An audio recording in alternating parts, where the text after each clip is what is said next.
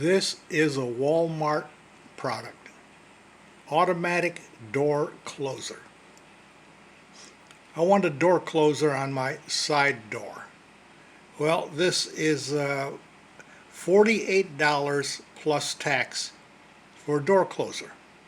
Normal people would just go and pay $48 plus shipping or whatever, or go to the store and get it if they have it. I doubt if this is in the store.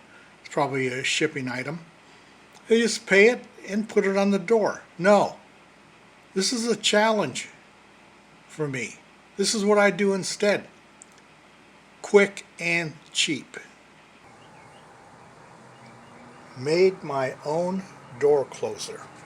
Piece of rope, a sock, and a rock in it. Attached to a pulley on top of the door. Now, door opens, automatically closes. And when I got things in my hand, groceries, just kick it open and it closes.